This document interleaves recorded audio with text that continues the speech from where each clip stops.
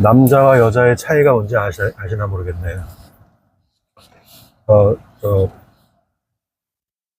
남자와 여자의 이제 큰 차이가 물건 사러 갔을 때, 남자는 만약에 이제 백화점으로 물건을 사러 간다, 청바지를 사러 간다. 그러면 남자는 백화점에 딱 들어가서 청바지 코너를 찾아서 바로 그 청바지 코너를 가서 마음에 드는 걸 골라요. 그래서 마음에 드는 게 있어요. 그럼 사고 나와요. 근데 여자는 똑같이 들어갔어요. 네, 백화점 들어가서 청바지 사러 갔는데 청바지 코너에 가서 여기서 딱 보니까 이게 마음에 들어요, 이게. 그러면 사는 게 아니라 더 둘러보고 오겠다 그러고서 다른 데로 또 가요. 다른 데 가서 더 마음에 드는 게 있는지 또 찾아봐요. 그래서 다 눌러봐요, 다. 그러고 난 다음에 그 중에 제일 마음에 드는 걸 골라서 사요. 이게 남자, 여자 아주 큰 차이예요. 그러니까 여자는 뭘 사려면 이제 시간이 많이 걸리고 남자는 시간이 별로 안 걸리니까 이런 성향을 가지고 있는 남녀가 커플이 돼서 물건을 사러 동시에 갔다. 그러면 이제 피곤해지는 거죠. 여자는 제일 좋은 걸 찾아낼 때까지 찾아 돌아다녀요. 체력도 좋죠. 근데 남자는 딱 좋은 게 보였어요. 그러면 그 상태로 만족. 여기서 끝. 이게, 근래에 우리가 이 근시대에 생긴 게 아니라, 원래 옛날에, 아주 옛날에 생긴 거예요. 그러니까, 우리가 원시인 시절 때, 그때는 뭐, 국가도 없었고, 그냥 원시인으로 우리가 살아가고 있을 때, 남자랑 여자가 있어요. 그때는 뭐 암컷, 수컷이라고 봐야겠죠. 그러니까 수컷이 일단은 이제 들이대죠. 수컷은 암컷한테, 나 너 좋다. 그러고 뭘 먹을 걸 가져다가 이제 막 갖다 주고, 그리고 자기를 막 치장을 많이 하고 해서,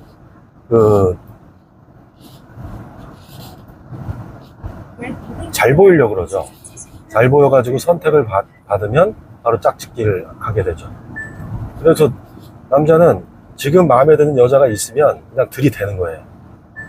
그것뿐이야. 더 좋은 여자를 찾을 필요가 없어. 남자는, 이 수컷들은 이 유전자로 계속 이제 전파된 유전자의 기본이 자기 유전자를 많이 남기는 게 첫 번째 목표예요. 그러니까 많은 여자한테 들이대서 까이면 할 수 없는 거고, 선택을 받아서 짝짓기에 성공하면 그걸로서 된 거죠. 근데 여자는 좀 달라요. 암컷은 계속 이 수컷들이 들이댄단 말이죠.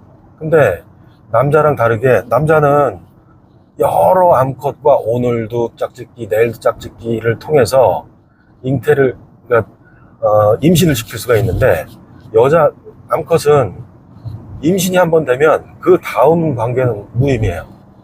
한 번 애가 들어섰으면 그걸로 끝이에요.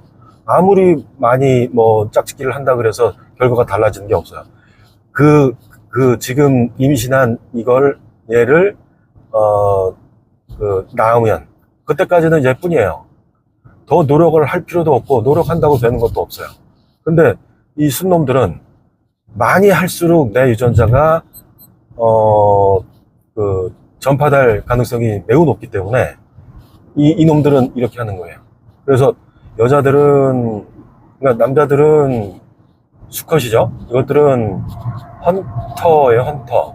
사냥꾼처럼 지금 보이는 게 있으면 사냥을 해야 돼요. 그리고 사냥을 한다는 건, 제일 강한 놈을 사냥하는 게 아니거든요. 사바나 시절, 그때는 사냥을 한다면 사냥 성공이 중요한 거지, 그 무리의 우두머리, 가장 강한 놈과 내가 겨뤄서 내가 승리자가 되겠다. 이게 아니에요. 내가 저걸 잡아먹어야 되니까 약하고 병들고 잘 못 움직이는 이런 놈을 잡아서 먹는 거죠. 그러니까 이 사냥에 성공만 중요해요. 그래야 자기가 생존할 수 있으니까. 그런데 그러다 보니까 이런 이 헌터적인 성향이 유전적으로 계속 물려받게 된 거죠. 근데 암컷은 또 달라요. 한번 성공을 해서 짝짓기에 성공을 해서 이제 임신을 했으면 자기는 배가 점점 불러오면서 결국에는 혼자 얘를 낳아서 자기 새끼를 낳아서 혼자 길러야 돼요. 왜냐면 그 놈은 도망가 버렸거든. 이 수컷은 날 임신시키고 다른 애한테 또 가버렸어요. 그런 것이니까. 그러니까 생존하기가 힘들어지죠. 그래서 그래서 인간 그 여자가 전 위대하다고 보는 건데, 인간 여자는 자기 몸을 바꿔요. 전에 이 얘기를 했는지 모르겠는데, 자기가 이제 임신이 됐어요. 근데 그 놈은 가려고 그래. 그때 이놈을 주저앉혀서 계속 이놈이 내 새끼가 잘 성장해서, 그러니까 잘 낳아서 건강한 채로 낳아서 성장도 하고, 그래서 독립하고, 그동안에 나도 안전하고, 이러려면 이놈이 내 옆에 있는 게 좋잖아요. 이놈을 주저앉히기 위해서 여러 방법을, 첫 번째로는 가슴을 부풀려요. 가슴을. 그러니까 다른 동물들 보면 평소에는 암컷이 가슴이 부풀어 있지 않아요. 왜냐면 불편하니까. 그런데 왜 인간 여자만 가슴이 부풀어 있냐면, 지금 나랑 짝짓기를 한 이 수컷이 도망갈 거란 말이에요. 그러면 이 도망가기 전에 계속 짝짓기를 하는 거죠. 그때 자기 이 섹스 어필하게, 나 섹시한 개체야. 그래서 가슴을 부풀린 채로 사는 거예요. 계속 이놈이 나를 원하도록. 그래야 임신시키고 난 다음에 이놈이 짝짓기 위해 도망가지 않고 계속 이 쾌락을, 그때는 이 유전자를 퍼뜨리는 것뿐 아니라 쾌락을 위해서도 이 섹스를 제공해 주면서 이놈을 내 곁에 주저앉혀가지고 먹을 것도 가져오고 집도 만들게 하고 집도 지키게 하고, 이렇게 해서 내가 낳을 이 2세의 생존 확률을 높이는 쪽으로 그렇게 하는 거예요. 근데 그러고 난 다음에는 또 두 번째 문제가 생겨요. 이게 불 속에 이 수컷이 두 마리가 되는 거 아니에요. 나중에 내가 낳은 것이 수컷이라면, 이게 저놈도 아빠도 수컷, 이놈도 아들도 수컷이에요. 근데 지금이야 뭐 그렇지 않지만 그때는 그런 개념이 없으니까, 근친 뭐 교배라든가 이런 개념 자체가 없으니까, 아들이 성장을 하면 엄마가 여자가 되는 거예요. 그럼 엄마를 놓고 두 수컷이 다퉈요. 싸워요. 근데 대개는 이놈이 이기죠. 아빠가 이기죠. 이게 이 애송이가 덤벼봤자 이 강력한 가장을 이기기가 쉽지가 않죠. 그러니까 그때 그 전에 이제 쫓아보내기도 하고, 그러니까 어느 정도 성장됐을 때 쫓아내죠. 그런 게 이제 닭이 그렇고, 또 이 사자도 그래요. 사자. 그래서 사자 무리에서 딸이 나오면 딸은 계속 함께 생활하고 먹이 활동을 같이 하고 새끼를 낳아서 키우고. 근데 수컷이 나오면 얘는 어느 정도 있다가 이 갈기가 풍성해지기 전에 쫓아내버리는 거죠. 왜냐면 싸움이 나니까. 그리고 그 수컷 사자는 함께 있을 수도 있고, 대개는 그렇지 않아요. 이 짝짓기 상대가 필요할 때 이놈을 불러서 써먹고 내쫓는 거죠. 잠깐만요. 전화를 해서 어디까지 얘기했죠? 암컷이 이제 아들놈이 어느 정도 성장을 해서 남편과 자식이 자기를 놓고 다툼이 일어나면은 대개는 아들이 죽을 테니까 아들을 대개는 이제 사바나에선 쫓아내는데, 인간 여자는 또 여기서 아들을 더 키워서 내보내기 위해서, 무슨 방법을 쓰냐. 이게 그 발정이라는 게 있어서, 그 발정기가 되면 되게 암컷 엉덩이에서 냄새가 나는 거예요. 그래서 냄새를 뿜어내서 수컷들을 이제 흥분시키는 거죠. 그래서 이 수컷들이 자기 근처에 와가지고 막 뽐내는 거죠. 내가 더 힘이 좋고, 내가 더 세다, 내가 더 잘생겼다, 화려하다, 이런 것들을 뽐내는 걸 보고 그 중에 제일 괜찮은 놈을 선택을 해서 짝짓기를 이제 하는 건데, 그 아들 놈을 지금 그 전에 쫓아내기 전에 어느 정도는 더 키워야 되는 거죠. 쫓아내기 전까지는 많이 키우는 게 이 아빠를, 그러니까 남편을 그대로 보존을 시키고, 그러니까 데리고 있고, 아들도 최대한 많이 키워서 이제 보내기 위해서. 근데 그렇게 하려니까 둘이 다툼이 있거나 뭐 이럴 수 있단 말이죠. 그래서 그거를 막기 위해서 발정기가 왔을 때 냄새를 없애요. 다른 짐승들은 냄새를 풍기는데, 인간 여자는 그 냄새를 풍기지 않아요. 몸을 바꾸는 거죠. 그 정도로 인간 여자들은 참 위대해요. 근데 뭐 이런 식으로, 그러니까 남자 여자 다른 건 이렇다는 거예요. 하나는 이 헌터고 하나는 쇼퍼다 이거예요. 그리고 이제 나무를 솔방울 있잖아요. 솔방울이 열매라는 거 이제 모르는 분들이 많은데, 그 솔방울이 떨어져서 걔가 이 땅바닥에 어떻게 잘 이렇게 안착을 하면 거기서 소나무가 자라나거든요. 그러니까 거기에 솔방울이 떨어졌는데 적당한 땅에 떨어졌고, 그리고 이제 물도 잘 공급이 돼가지고, 그러면 이제 솔방울에서 뿌리를 내려요. 그러고서 뿌리를 내린 다음에 얘가 자라나거든요. 그게 이제 야생에서 거기에 자리를 잡아서 계속 잘 크면 소나무가 되는 거예요. 근데 이제 왜 좋은 소나무, 한국 소나무 같은 거 이제 예쁘잖아요. 이 멋있는 이 소나무를 되게 이 조경용으로, 아파트 같은 데 지으면은 중공 조경으로 나무를 심어야 되거든요. 그럴 때 이런 소나무를 옮겨다 심으면 되게 비싸요. 근데 이런 소나무를 이제 저쪽 좋은 자리에다가 이제 키워서 심어 놓고 있다가 얘를 옮길 때 얘가 스트레스를 많이 받거든요. 이게 가장 조심해야 될 게 충격이에요. 되게 나무가 있고 뿌리가 있는데, 이 뿌리는 굵은 뿌리가 있고 조금 잔 뿌리가 있고 실뿌리가 있어요. 근데 굵은 뿌리는 나무를 지탱하는 거예요. 나무가 넘어지지 않게 깊게 뿌리를 받고 옆으로 뻗쳐가지고, 이게 나무가 태풍이 와서 막 아무리 막 흔들어도 넘어지지 않게. 그게 이제 어느 정도냐면, 나무가 옆에서 봤을 때 이 나무 이제 수관이라고 그러던가요? 나무의 잎이 쫙 퍼지잖아요. 가지가 있어서. 그럼 그 퍼진 폭만큼 뿌리도 그만큼 땅속에서 그만큼 퍼졌다고 보거든요.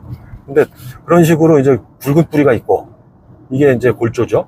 그리고 이제 잔뿌리, 실뿌리가 있는데, 얘네들이 이 땅속에서 영양분을 뽑아내가지고 물이나 그런 영양분을 뽑아 올려서 나무가 생존할 수 있도록 해주는 거예요. 근데 나무를 뽑아서 옮길 때, 그때 나무 주변을 판단 말이에요.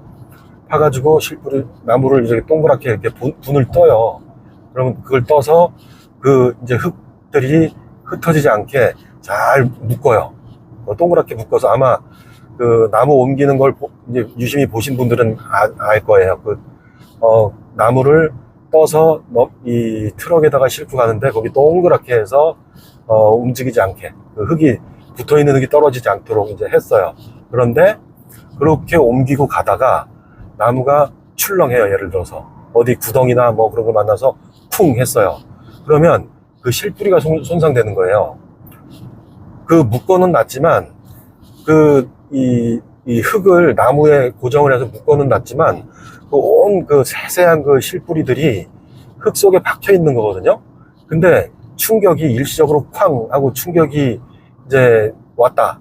그러면 그 충격으로 큰 뿌리는 손상되지 않지만 이 실뿌리, 얘네가 다 떨어질 수가 있어요. 그러면 이 사람은 데리고 갔는데 숟가락 없이 간 거예요. 입이 없는 채로 간 거예요. 그러면 영양분을 빨아들이질 못하죠. 그러니까 옮길 적에는 그걸 많이 조심해서 천천히 옮기는 거죠. 살살 해서 충격받지 않도록. 그런 식으로 해야 얘가 잘 활착을 할 수가 있거든요. 근데 이제 그렇게 해서 잘 데리고 갔어요.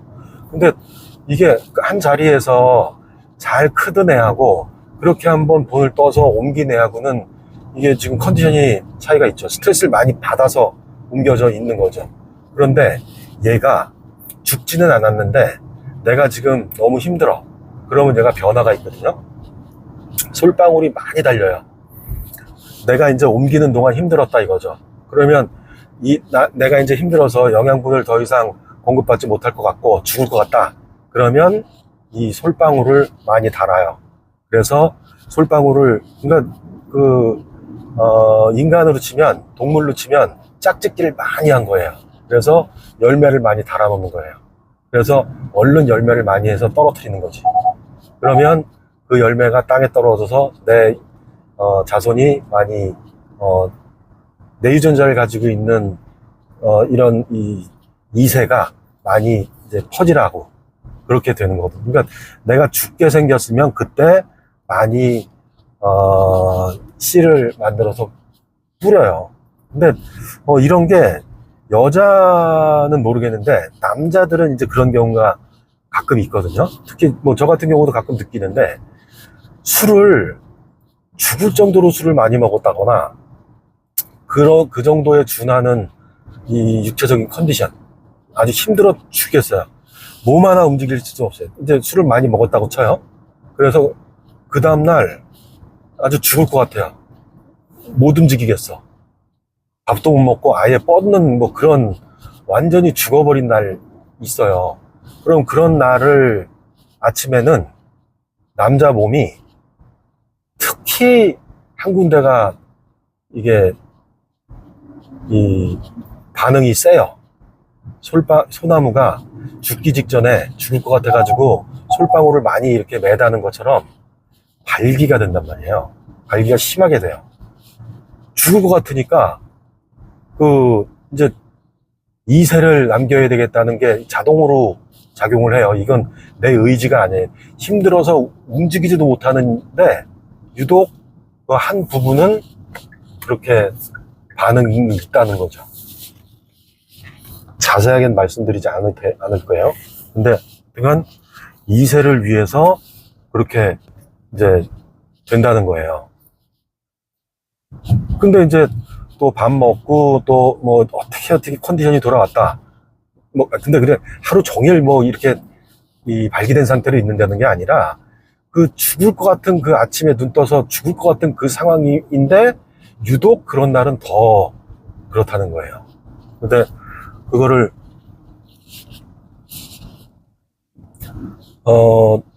그렇고 근데 그 후에 컨디션이 좀 돌아오잖아요. 그럼 또 언제 그랬냐는 듯이 안정적으로 제 몸이 돼요.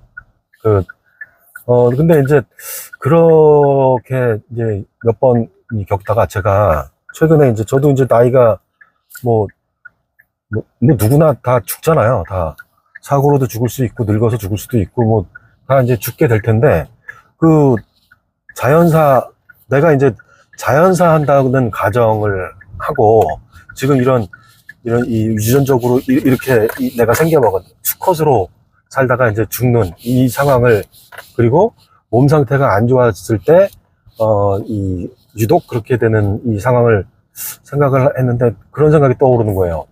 내가 이제 죽을 때가 됐어요. 그랬는데 병원에 이제 내가 진짜로 이제 다 죽게 생겼어. 그랬는데 그러면 가족들도 와 있고 뭐 내 임종을 보겠다고 와 있을 거 아니에요. 여기도 좀 복잡하네. 좀 이따 봐요. 네, 여기 공사를 잘 하고 있나를 보러 왔는데 공사를 잘 하고 있군요. 공사를 안 하면 좀 복잡한 일이 있거든요. 그런데 이제 임종의 이게 시기가 그 타이밍이 왔을 때 제가 궁금한 게 하나 있어요. 아까 그랬잖아요. 사람이 죽을 정도가 아주 죽을 것 같이 힘들면 몸이 그렇게 이제 한 군데가 이게 변한다고 했잖아요. 그런데 내가 이제 숨이 꼴딱 넘어가기 직전에 그때도 몸은 느낄 거 아니에요. 이게, 이제 죽는구나. 그래서 제가 돌아가시는 분을 이제 저희 어머니 그 임종을, 어, 돌아가실 때 이렇게 숨을 몰아쉬다가 이제 딱 돌아가시거든요. 근데 그거 뭐, 그 숨을 몰아쉰다는 게 아니고 그냥 무의식적인 작용이 반복되다가 딱 돌아가시는 거예요. 근데 그런 제가 아까 말씀드린 그런 것도 무의식적인 반응이거든요. 그냥 유전적으로 그렇게 된 거니까. 그러니까 이제 내가 이제 딱 죽을 때, 저는 이제 정신이 나갔겠죠? 정신없이 이제 죽기 바쁘니까, 뭐, 막 그 생각도 없고, 숨도 안 쉬어질 거고, 뭐 폐렴이 되게, 뭐, 하여튼 숨이 안 쉬어지니까 죽는 거잖아요. 숨이 넘어가서 죽는 거잖아요. 그러면 이제 제가 이제 숨을, 이게 복잡한 상황이니까 지금. 숨이 딱 넘어가기 전에, 근데 나는 궁금하지만 그때는 나는 정신을 놨기 때문에 죽기 바쁘니까 아무것도 할 수 없잖아요. 의식적으로 할 게 없잖아요. 그때 내 몸이 그렇게 바뀌고 있는지를 좀 봐달라는 거예요. 딱 만져서 내가 지금 숨이 딱 넘어갔어요. 예를 들어서 내 임종을 하는데 딱 숨이 딱 넘어갔어. 그러면 그때 딱 만져보라는 거죠. 동시에. 왜냐면 발기된 게 금방 순식간에 죽진 않으니까 딱 그 상태가 돼 있을 거란 말이죠. 그러면 그때 내가 숨이 딱 넘어갔다는 건 느낄 수가 있어요. 옆에 보는 사람들은 이제 통곡할 때가 있단 말이죠. 그럼 그때 날 딱 만져서 그 상태인지를 좀 봐달라는 거예요. 이거 나 죽었다고 슬퍼하기도 바쁜데 그걸 누가 하냐? 그러니까 가족은 하기가 힘들어요. 그래서 내가 부탁할 놈이 하나 있어요. 이놈은 내가 시키는 건 대부분 해주니까 내가 너한테 부탁한다. 상유야. 이거를 내가 그 상황 비슷하게 되면은 내가 유언처럼 할 거야. 내가 내 식구들한테 얘기할 테니까 네가 나 죽을 상황이 되면 옆에 와서 보고 있다가 딱 만지고 나한테 바로 얘기해줘. 알았지? 내가 들을지 안 들을지 모르겠는데 나한테 얘기해줘. 형, 섰네요? 안 섰네요? 딱 이걸 알려줘. 내가 알아듣든 말든 알려줘. 유언이다.